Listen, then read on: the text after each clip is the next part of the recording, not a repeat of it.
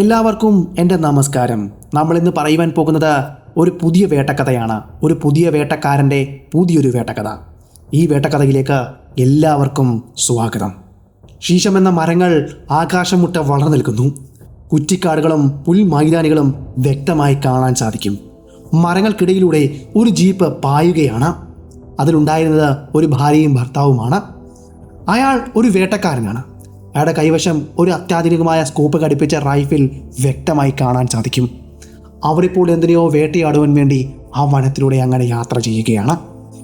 സമയം ഇപ്പോൾ ഏകദേശം 4 മണിയോട് അടുപ്പിച്ച് കാണും. അദ്ദേഹത്തിൻ്റെ ജീപ്പ് ഒരു മലകൾക്ക് സമീപം വന്നു നിന്നു. അവിടെ നിർത്തിയ ജീപ്പിൽ നിന്നും അവർ പതിയെ പുറത്തിറങ്ങി. ആ വനത്തിൻ്റെ ആ സൗന്ദര്യം അവർ ആസ്വദിച്ചു. തൻ്റെ ജീപ്പിൽ അവിടേക്ക് കരുത്തിക്കൊണ്ടുവന്ന ബിസ്ക്കറ്റും അതുപോലെ ചായയും അവർ പുറത്തെടുത്തു. അവരവിടെ നിന്നും ഓരോ കാര്യങ്ങൾ സംസാരിച്ചുകൊണ്ട് പതിയെ ചായയും ബിസ്ക്കറ്റും കഴിച്ചു. പെട്ടെന്നായിരിക്കാം അതവിടെ സംഭവിച്ചിരിക്കുക. ഒരു പുള്ളിപ്പുലി അവർക്ക് പിന്നിലൂടെ അയാൾക്ക് നേരെ ചാടി വീണു. തൻ്റെ കൈവശം മുറുകെ പിടിച്ചിരുന്ന തോക്ക് അറിയാതെ പൊട്ടി. ആ പ്രകമ്പന ശബ്ദം ആ കാടിനെ വിറൽ കൊള്ളിച്ചു. എന്നാൽ ആ പുള്ളിപ്പുലിയെ ഭയപ്പെടുത്തി ഓടിക്കുവാൻ അത് പോരായിരുന്നു. ആ പുള്ളിപ്പുലി അയാളുടെ കഴുത്തിലേക്ക് തൻ്റെ കൂർത്ത കോമ്പലുകൾ ആഴത്തിലിറക്കി. അയാളെ അവിടെ വെച്ച് തന്നെ കടിച്ചു കൊന്നു. അതിനുശേഷം പിന്നീട് ആ പുലി ചാടി വീണത് ഭയത്താൽ വിറങ്ങലിച്ച് നിന്നിരുന്ന അദ്ദേഹത്തിൻ്റെ പത്നിയുടെ മേലേക്കാണ്. അവരെയും അവിടെ വെച്ച് തന്നെ ആ പുലി കടിച്ച് കീറിക്കൊന്നു. നമ്മൾ ഇന്ന് പറയുവാൻ പോകുന്നത് ഷൗക്കത്ത് ഹാഷ്മി എന്ന ഒരു വേട്ടക്കാരൻ്റെ കഥയാണ്. ഞാൻ നിങ്ങളെ ഇന്ന് കൂട്ടിക്കൊണ്ടു പോകുന്നത് ഉത്തർപ്രദേശിലേക്കാണ്. ഉത്തർപ്രദേശിലെ ബറയിലേക്കടുത്തുള്ള മാല വനത്തിലേക്കാണ്. ഇനിയും നമ്മുടെ കഥ തുടങ്ങുന്നതും നടക്കാൻ പോകുന്നതും ആ വനത്തിലും ആ വനത്താൽ ചുറ്റപ്പെട്ട് കിടക്കുന്ന പ്രദേശത്തുമാണ്. എന്നാൽ നമുക്കിനിയും നേരെ കഥയിലേക്ക് പോകാം. Welcome back to sniper school കഥകളിലൂടെ.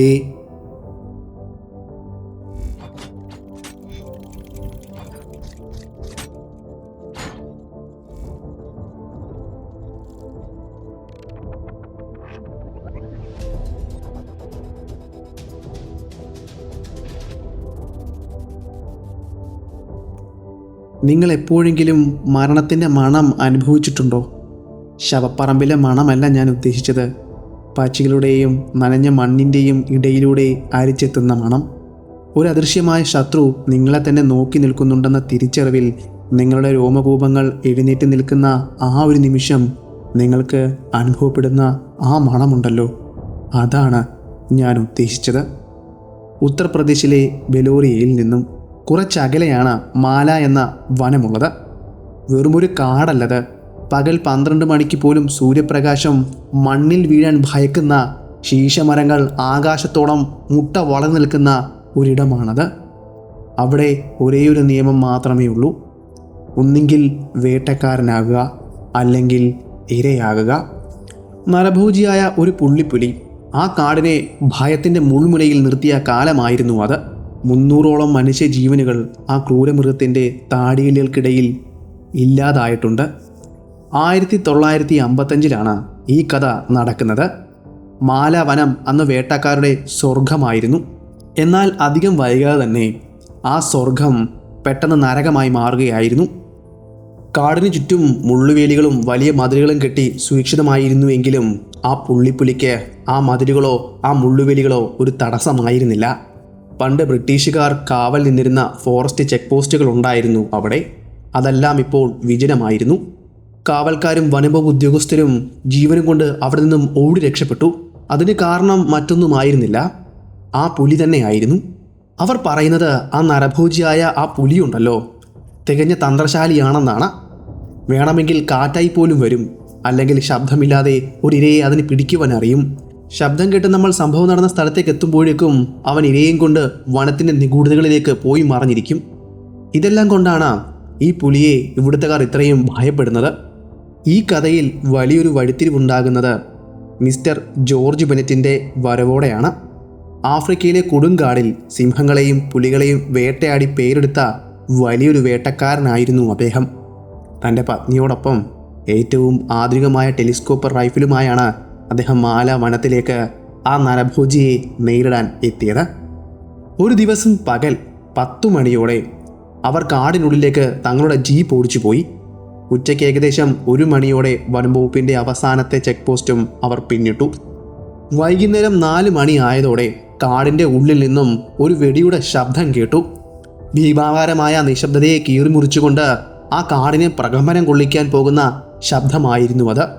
അത് മറ്റൊന്നുമായിരുന്നില്ല, അദ്ദേഹത്തിൻ്റെ റൈഫിലിൽ നിന്നും പോയ തിരയുടെ ശബ്ദമായിരുന്നു. ഗ്രാമത്തിലുള്ള ആളുകളെല്ലാം ആ ശബ്ദം കേട്ടപ്പോൾ കരുതിയിരുന്നത് ആ നരഭോജിയായ പുലിയുടെ കഥ അവിടെ കഴിഞ്ഞു എന്നാണ്. എന്നാൽ നേരം ഇരുട്ടി വെളുത്തിട്ടും ആ ദമ്പതികൾ ഗ്രാമത്തിലേക്ക് മടങ്ങിയെത്തിയില്ല. അന്നത്തെ ആ രാത്രിക്ക് പതിവിലും രാത്രിയേക്കാൾ കറുപ്പ് നിറം കൂടുതലായിരുന്നു. അതുപോലെ തന്നെ വനത്തിൻ്റെ നിശബ്ദതയും അതിഭീകരമായിരുന്നു. നേരം വെളുത്തപ്പോൾ വനംവകുപ്പ് ഉദ്യോഗസ്ഥർ അവരെ തിരക്കി വനത്തിനുള്ളിലേക്ക് പോയി.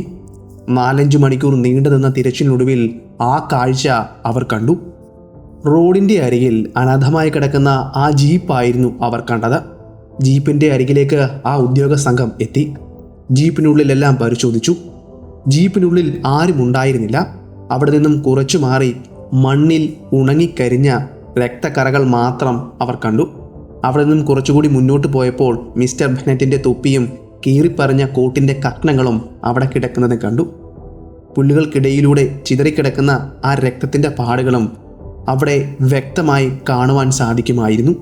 അവിടെ നിന്നും കുറച്ചു ദൂരം കൂടി അവർ നടന്നു ചെന്നപ്പോൾ ബെനറ്റ് ഉപയോഗിക്കുന്ന അത്യാധുനികമായ റൈഫിലുണ്ടല്ലോ, ആ സ്കോപ്പ് ഘടിപ്പിച്ച റൈഫിൽ, അത് ഉപേക്ഷിക്കപ്പെട്ട നിലയിൽ ഒരു പുല്ലിൻ്റെ പുറത്ത് കിടക്കുന്നത് അവർ കണ്ടു.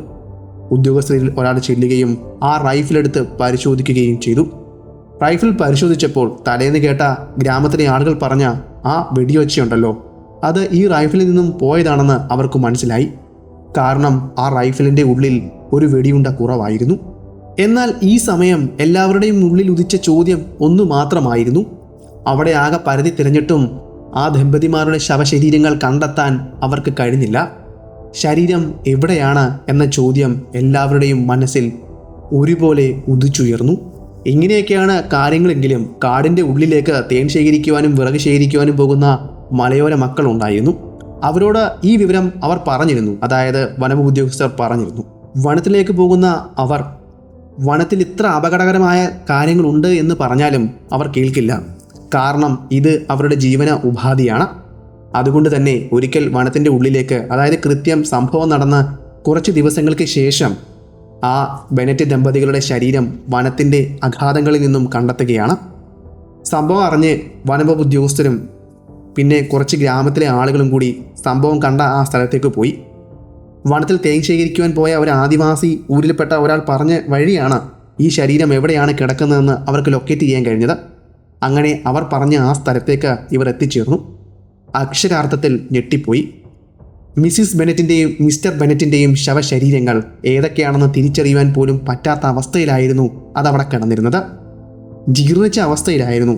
എങ്കിലും ആ പുലി അവരുടെ രണ്ടുപേരുടെയും ശരീരം ആവോളം തിന്നു തീർത്തിരുന്നു. അങ്ങനെ ഈ ബെനറ്റ് ദമ്പതികളെ കൊന്ന ഈ വാർത്ത ഒരു കാട്ടുതീ പോലെ എങ്ങും പടർന്നു. പത്രങ്ങളിലൂടെ ബോംബെയിൽ ഉണ്ടായിരുന്ന ഷൗക്കത്ത് ഹാഷ്മി എന്ന ഒരു വേട്ടക്കാരൻ്റെ അരികിലേക്ക് ഈ വാർത്ത എത്തുകയാണ്.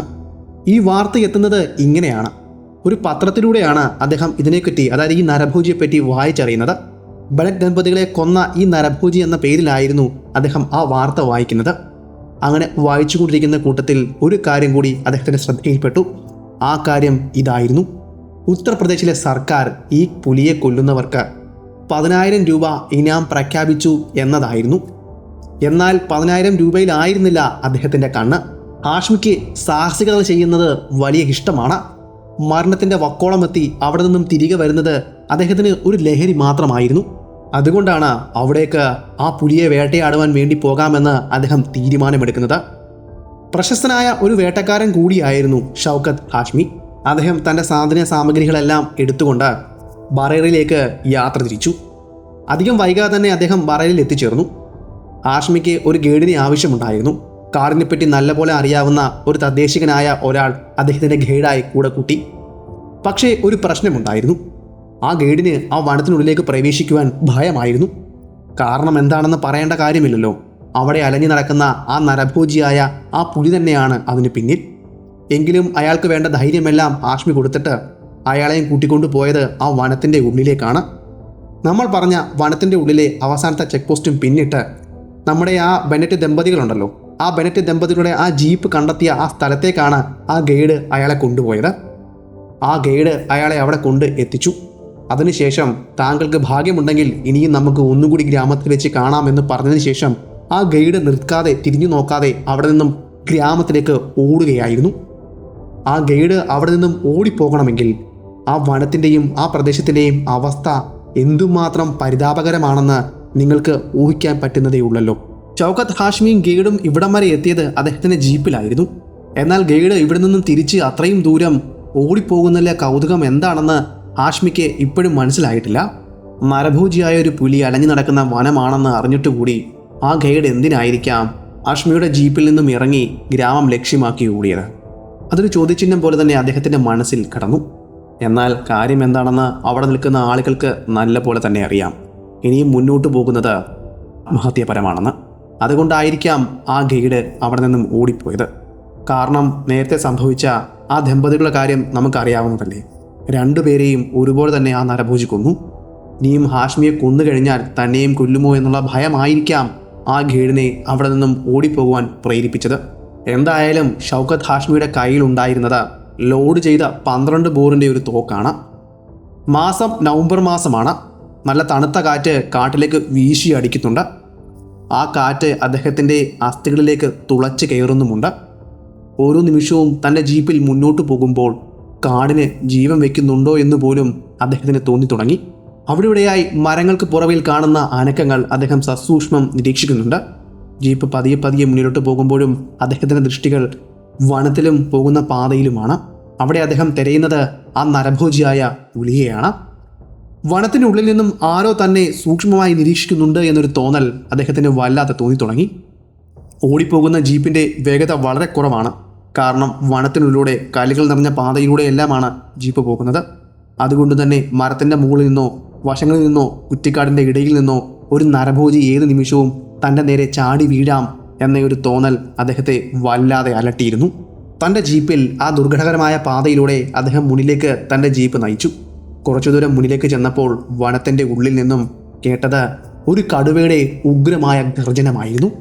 അതുവരെ തികഞ്ഞ നിശബ്ദതയിലായിരുന്ന ആ വനമുണ്ടല്ലോ, വളരെ വേഗമാണ് ഉണർന്നത്. കാരണം ആ നിശബ്ദതയെ കീറി മുറിച്ചുകൊണ്ട് അവിടെ മുഴങ്ങിക്കേട്ടത് ഒരു കടുവയുടെ ഉഗ്രമായ ഗർജനമായിരുന്നു. ഹാഷ്മി തൻ്റെ ജീപ്പ് മുന്നിലേക്ക് ഓടിച്ചു.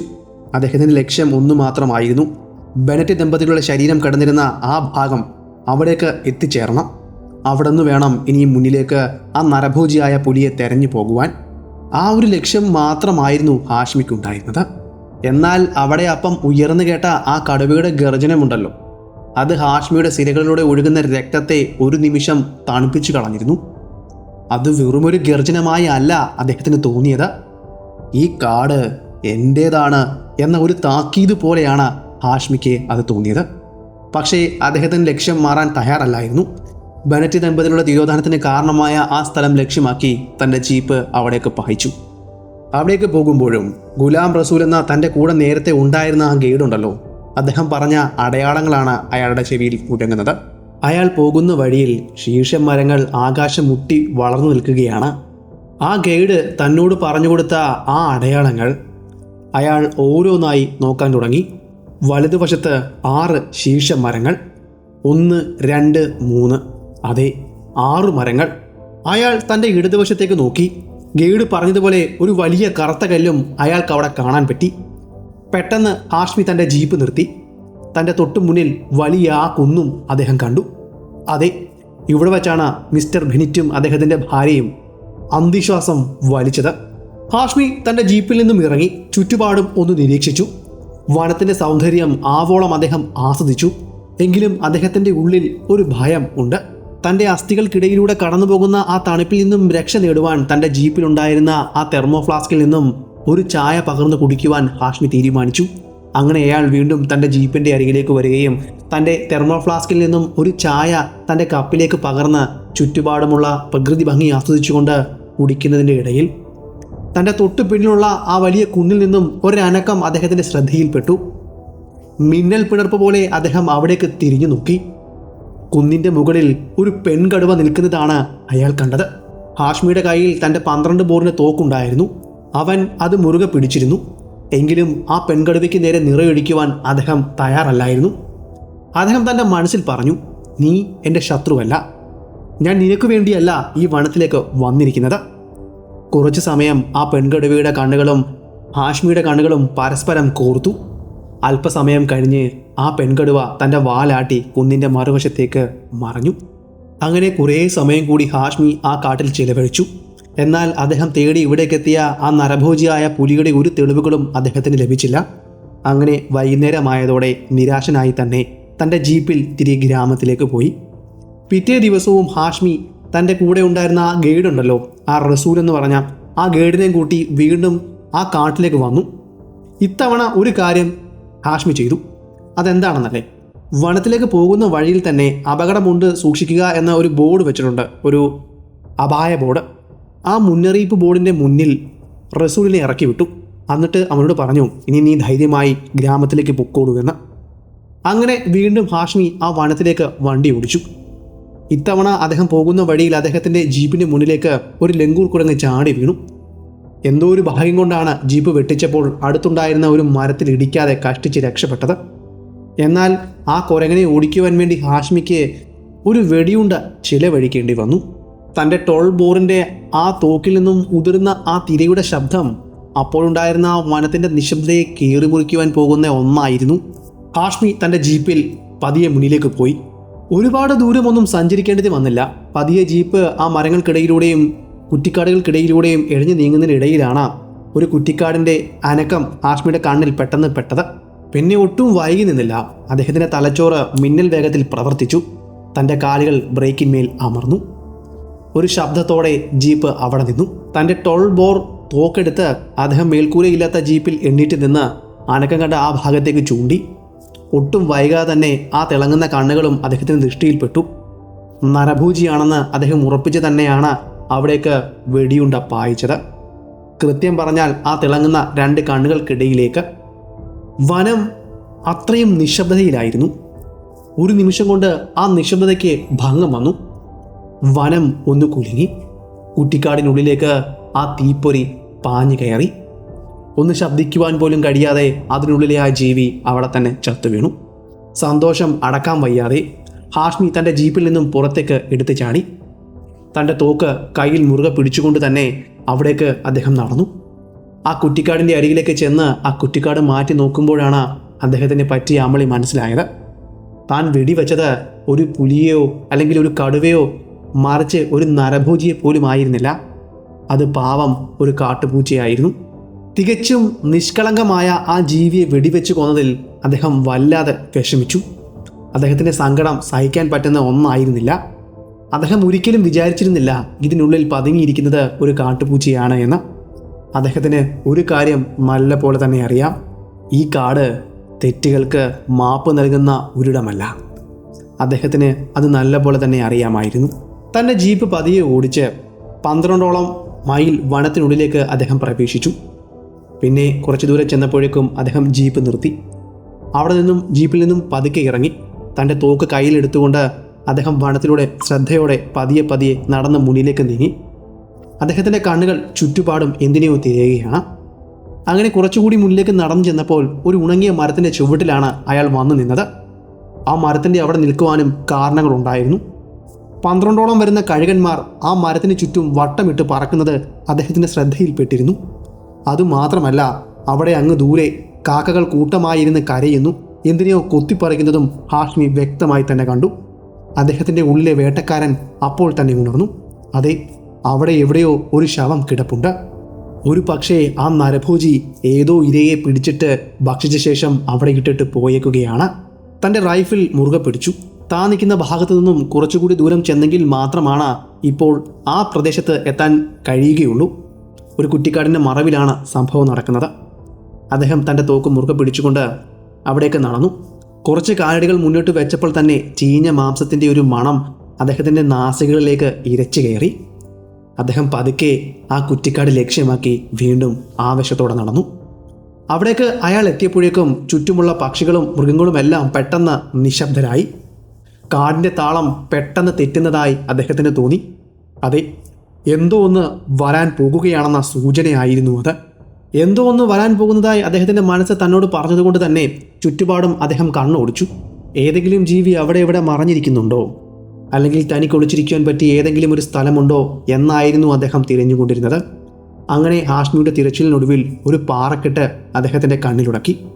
പാറയുടെ മറവിലേക്ക് പോയി സുരക്ഷിതനായി ഇരിക്കാമെന്നും അവിടെ നിന്നും വീക്ഷിക്കാമെന്നും അദ്ദേഹം തീരുമാനിച്ചു.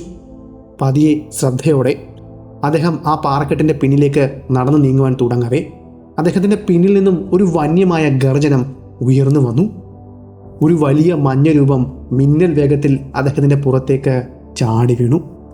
ആ ചാട്ടത്തിൻ്റെ ആഘാതത്തിൽ അദ്ദേഹത്തിൻ്റെ കയ്യിലുണ്ടായിരുന്ന തോക്ക് നിലത്തേക്ക് തെറിച്ചു വീണു. ഹാഷ്മിയുടെ കാലുകളിടറി അയാളും താഴേക്ക് വീണു. നരഭോജിയായ പുലി ഹാഷ്മിയുടെ തൊട്ടു മുന്നിൽ നിൽക്കുന്നു. അവൻ്റെ കണ്ണുകളിലെ ആ കോപം അദ്ദേഹത്തിന് വ്യക്തമായിപ്പോൾ കാണാൻ കഴിയും. അവൻ്റെ വായിൽ നിന്നും ഉമിനീർ നിലത്തേക്ക് ഇറ്റി വീഴുന്നുണ്ടായിരുന്നു. ആ ഒരു നിമിഷം ആ വനവും ചുറ്റുമുള്ള പ്രദേശവുമെല്ലാം തികഞ്ഞ നിശബ്ദതയിലേക്കും നിശ്ചലമായതുപോലെയാണ് ഹാഷ്മിക്ക് തോന്നിയത്.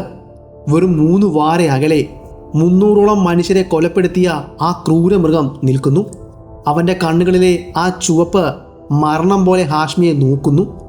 ജ്വലിക്കുകയാണ്, അവൻ്റെ കണ്ണുകൾ കത്തി ജ്വലിക്കുകയാണ്.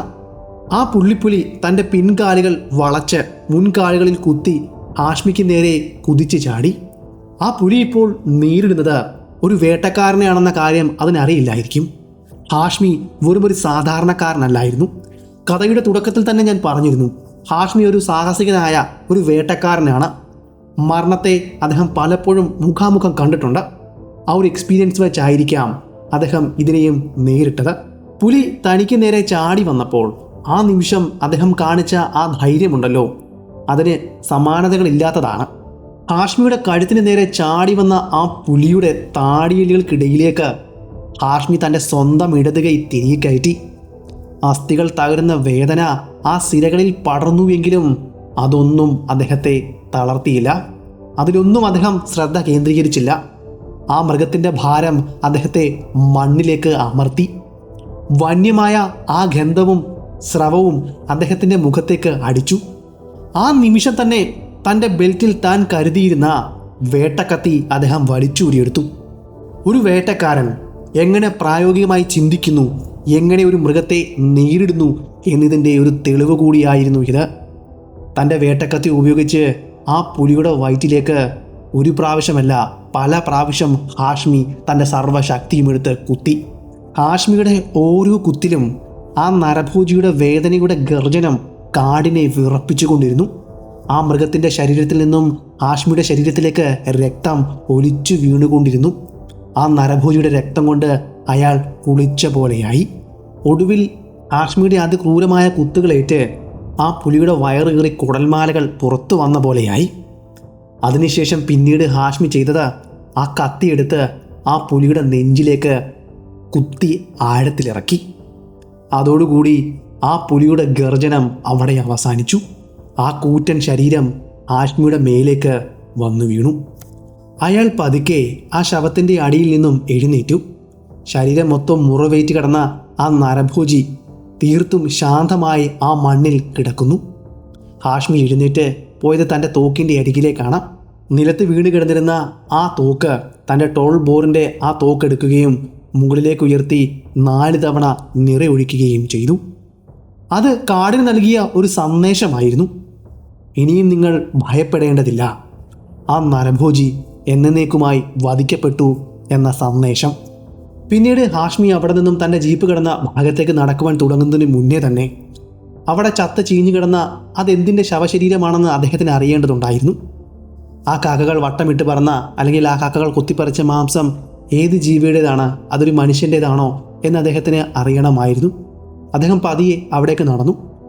അതിൻ്റെ അരികിലേക്ക് എത്തുന്നതിന് മുന്നേ തന്നെ ആ ജീവി എന്താണെന്ന് അദ്ദേഹത്തിന് മനസ്സിലായിരുന്നു. അതൊരു നീൽഗായയുടെ ശരീരമായിരുന്നു. ആ നീൽഗായയാണ് അവസാനമായി ഈ പുള്ളിപ്പുലി ആക്രമിച്ച് തൻ്റെ ഇരയാക്കി മാറ്റിയത്. ഒരാശ്വാസത്തോടെ, അതായത് മനുഷ്യനല്ലല്ലോ എന്നൊരാശ്വാസത്തോടെ അദ്ദേഹം അവിടെ നിന്നും തിരികെ ജീപ്പിൻ്റെ അരികിലേക്ക് നടന്നു. അദ്ദേഹത്തിന് ഇടത് കൈ അദ്ദേഹത്തിന് അനക്കുവാൻ കഴിയുന്നുണ്ടായിരുന്നില്ല. ആ പുലി അതാകെ കടിച്ച് പൊളിച്ചിരുന്നു. അതിൽ നിന്നും രക്തം നിലത്തേക്ക് ഇറ്റിറ്റ് വീഴുന്നുണ്ട്. എന്നാൽ അതൊന്നും കാര്യമാക്കാതെ അദ്ദേഹം വേഗം തന്നെ തൻ്റെ ജീപ്പിൻ്റെ അരികിലേക്ക് നടന്നെത്തി. പിന്നെ ജീപ്പ് ഓടിച്ച് അദ്ദേഹം പോയത് നേരെ ഗ്രാമത്തിലേക്കാണ്. അവിടെ നിന്നും അദ്ദേഹം പോയത് ഹോസ്പിറ്റലിലേക്കും. ബറേലിയിലെ ആശുപത്രിയിൽ അദ്ദേഹം ദിവസങ്ങളോളം ചികിത്സയിലായിരുന്നു. അദ്ദേഹത്തിൻ്റെ ജീവന് ആപത്തുകളൊന്നുമില്ലാതെ അയാൾ ജീവിതത്തിലേക്ക് തിരിച്ചു വന്നു. ഉത്തർപ്രദേശ് സർക്കാർ വാഗ്ദാനം ചെയ്ത ആ 10,000 രൂപയുണ്ടല്ലോ, അത് അവർ അദ്ദേഹത്തിന് സമ്മാനിക്കുകയും ചെയ്തു. ആ തുക കൊണ്ട് അയാൾ വാങ്ങിയത് ഹിൽമാൻ കാറായിരുന്നു. പക്ഷേ പണത്തെക്കാളും പ്രശസ്തിയെക്കാളും ഒരു വേട്ടക്കാരൻ എന്ന നിലയിൽ അദ്ദേഹത്തിന് കിട്ടിയത് ആത്മസംതൃപ്തിയായിരുന്നു. നമ്മുടെ ഇന്നത്തെ ഈ കഥ ഇവിടെ കൊണ്ട് അവസാനിക്കുകയാണ്. ഞാൻ ഇന്ന് പറഞ്ഞ ഈ കഥ നിങ്ങൾക്ക് ഇഷ്ടമായെങ്കിൽ ചാനൽ സബ്സ്ക്രൈബ് ചെയ്യുന്ന കാര്യമൊന്ന് പരിഗണിക്കുക. അതുപോലെ നിങ്ങളുടെ ഇഷ്ടം കമൻറ്റിലൂടെയും ലൈക്കിലൂടെയും അറിയിക്കുക. അപ്പോൾ പുതിയൊരു വീഡിയോയുമായി അടുത്ത ദിവസം വരുന്നതായിരിക്കും. അതുവരെ ഗുഡ് ബൈ.